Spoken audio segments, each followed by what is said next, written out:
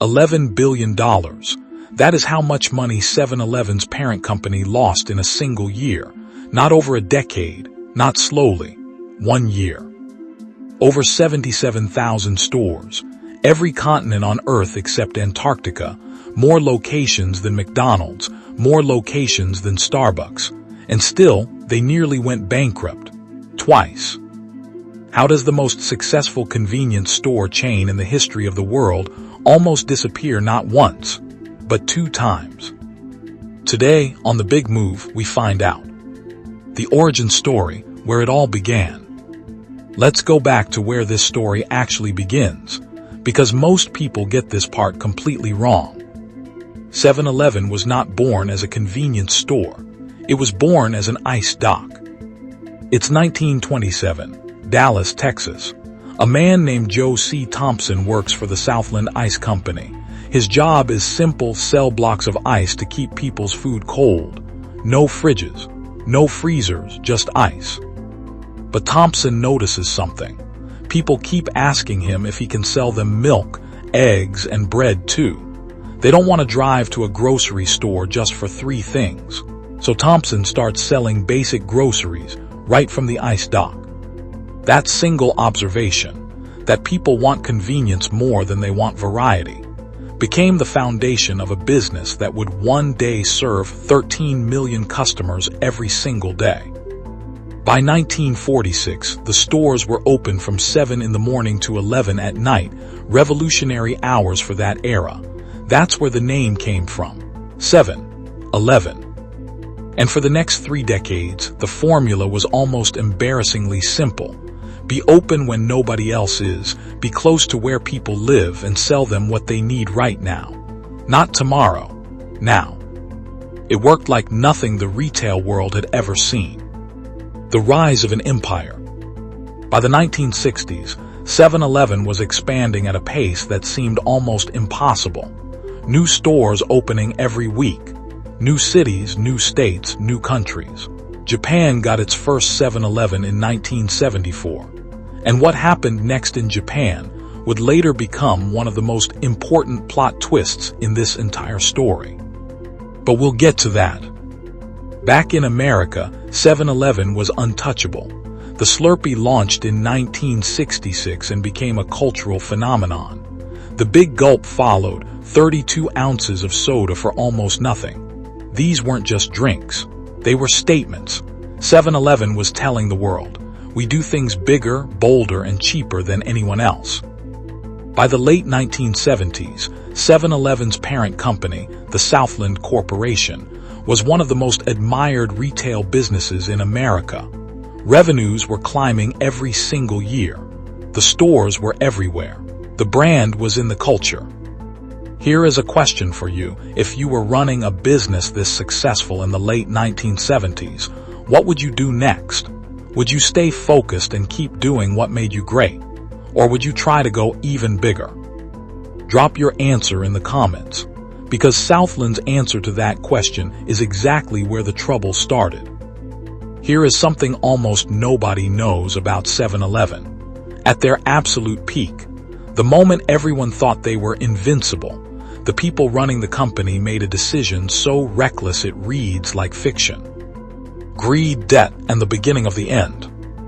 The 1980s arrived and Southland's leadership had a problem. Not a business problem, a greed problem. The company was printing money, and instead of reinvesting that money into making the stores better, leadership began pulling cash out of the business for personal gain. Executives were receiving enormous compensation packages. Real estate deals were being made that benefited insiders. The focus shifted from serving customers to serving themselves. At the same time, they made a catastrophic strategic bet. Southland borrowed massive amounts of money, billions of dollars, to fund a leveraged buyout in 1987. The Thompson family, descendants of the founder, wanted to take the company private. They loaded Southland with debt so heavy it would have crushed almost any business. Now ask yourself, was this bold leadership or reckless greed? The comments section is already going to be divided on this one. Tell me what you think. The timing could not have been worse. The late 1980s brought economic slowdown. Fuel prices shifted. Consumer habits were changing. Competition was rising. Gas stations were adding convenience stores, supermarkets were staying open longer, and fast food chains were expanding their hours. 7-Eleven had built its empire on being open when nobody else was. Now, everybody else was open. The moat was gone, and Southland was sitting under a mountain of debt with no way to dig out. By 1990, Southland Corporation filed for Chapter 11 bankruptcy protection. The company that had defined convenience retail for 60 years was technically insolvent. But here is where the story gets truly shocking, because the rescue did not come from America. It came from Japan. Remember that 7-Eleven opened in Japan in 1974. What happened there over the next 16 years is one of the greatest business stories almost nobody tells. And it is the only reason 7-Eleven still exists today. Japan saves the day, but a new threat is coming. When 7-Eleven arrived in Japan, a company called Ito-Yokado took the license. But they did not simply copy the American model, they reinvented it. Japanese 7-Elevens became something completely different. Fresh food prepared daily, sophisticated supply chains, digital inventory systems that could predict exactly what a neighborhood would want to buy on a rainy Tuesday morning, ATM machines, bill payment services, package pickup. The Japanese stores turned a convenience store into a community hub.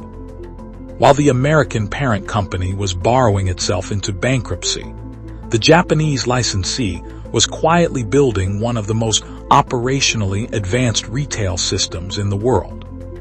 So in 1991, when Southland needed saving, Ito-Yokado stepped in. They purchased a controlling stake in the company. The Americans who had invented 7-Eleven had to be rescued by the Japanese company that had perfected it. Under new ownership, 7-Eleven stabilized. Debts were restructured. Stores that were underperforming were closed. The chaos of the late 1980s slowly gave way to order. By 2005, Ito-Yokado fully absorbed 7-Eleven into its holding company, now called 7&I Holdings. And the global expansion began again, this time smarter. But the real danger for 7-Eleven was still coming, and it would not arrive from a rival convenience store chain.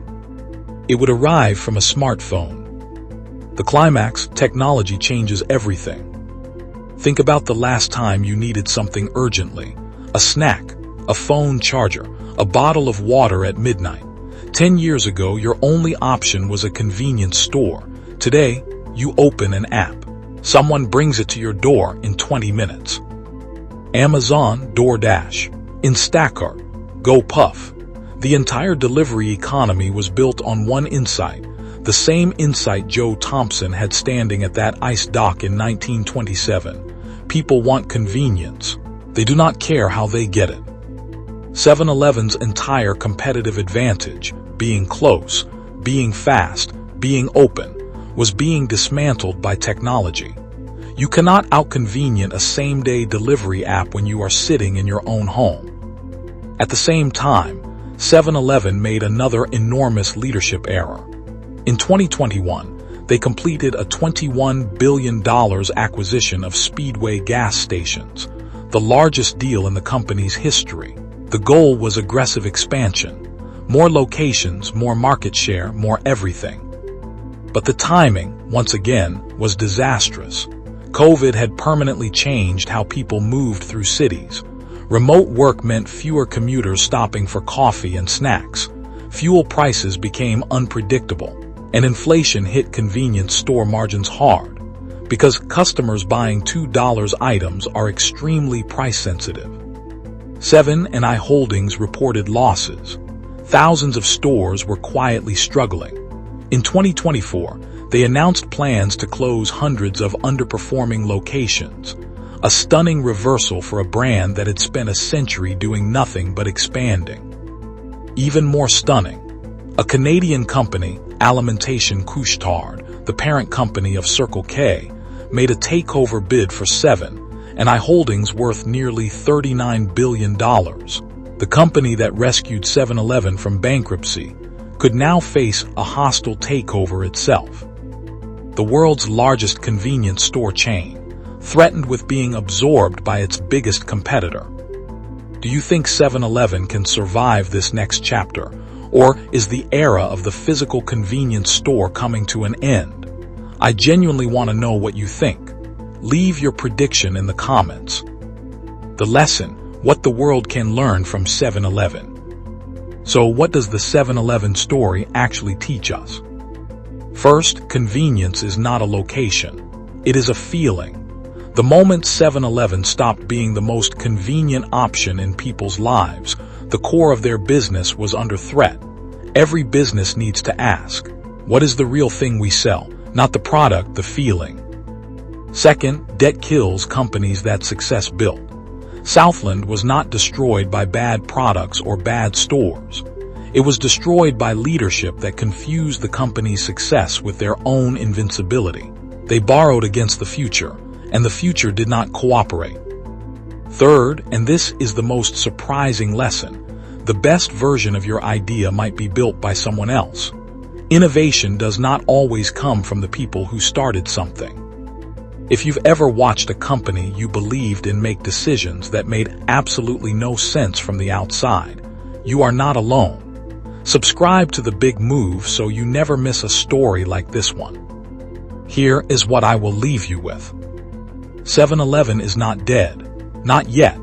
They are fighting back with delivery partnerships, store redesigns, and loyalty programs. Whether it works is a story still being written. But the company quietly circling 7-Eleven right now, the one that might actually buy them, that story is even more jaw-dropping than this one. A Canadian gas station company that built a global convenience empire almost nobody outside the industry has ever heard of, and their strategy makes 7-Elevens look cautious by comparison. That story is coming to The Big Move very soon. If you don't want to miss it, subscribe right now, one tap, and you will never miss a story like this again. This has been The Big Move. I will see you in the next one.